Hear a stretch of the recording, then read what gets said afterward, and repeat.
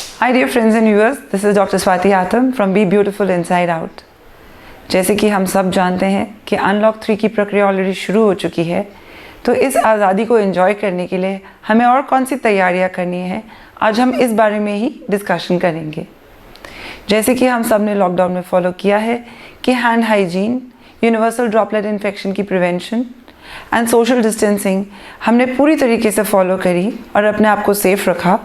इसी तरीके से अब हमें क्या और स्टेप्स लेने हैं जो हम इस कोरोना वायरस से लड़ सके। मोस्ट इम्पॉर्टेंटली हमें एडिशनल इन्फेक्शंस का ध्यान रखना होगा।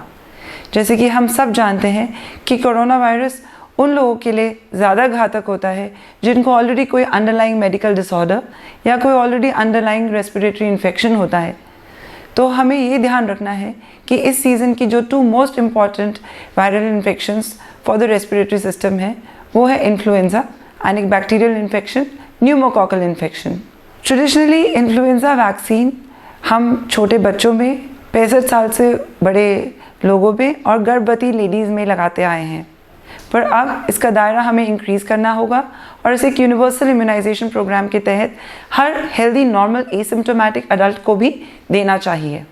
देखिए, वैसे तो इन्फ्लुएंजा माइल्ड फॉर्म में सिर्फ ज़ुकाम, सर दर्द, बदन दर्द, हल्का फीवर इसी फॉर्म में प्रेजेंट करके रह जाता है, लेकिन अगर ये सिवियर हो जाए तो हमारे लिए एक लाइफ थ्रेटनिंग कंडीशन भी बन जाता है। वैक्सीन न केवल आपको प्रिवेंट करता है इन्फेक्ट होने से और न केवल आपका वायरल शेडिंग लोड डिक्रीज़ करता है जिससे कि आप दूसरों को कंटामिनेट कम कर पाते हैं, बट ऑल्सो आपके जो नियर एंड डियर वंस हैं, जो आपके निकट के संपर्क में लोग हैं और वैक्सीनेटेड नहीं हैं, आप उनको भी इससे प्रोटेक्ट करते हैं थ्रू हर्ड इम्यूनिटी।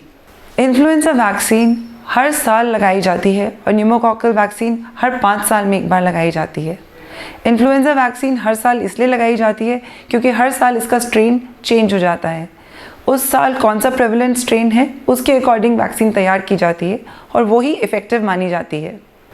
जैसे कि हम जानते हैं, कोविड वायरस भी एक इन्फ्लुएंजा वायरस का फॉर्म है और उसको 19 और 20 इसीलिए लेबल किया गया है क्योंकि उस साल के प्रेवलेंट स्ट्रेन के अकॉर्डिंग है। सिमिलरली इन्फ्लुएंजा वैक्सीन्स के लिए भी हम उस साल का पर्टिकुलर एंटीजन ही यूज़ करते हैं। Influenza and pneumococcal vaccines definitely do not prevent corona infection, लेकिन इनका एक बहुत बड़ा फ़ायदा है कि इनके साथ कोरोना से होने वाली बाकी मॉर्टालिटीज़ और मॉर्बिडिटीज़ बहुत कम हो जाती हैं। अपने आप को सुरक्षित रखिए, अपने आसपास वालों को सुरक्षित रखिए। आज ही अपने डॉक्टर से संपर्क करिए और इसके बारे में पता लगाइए। Be safe, stay safe.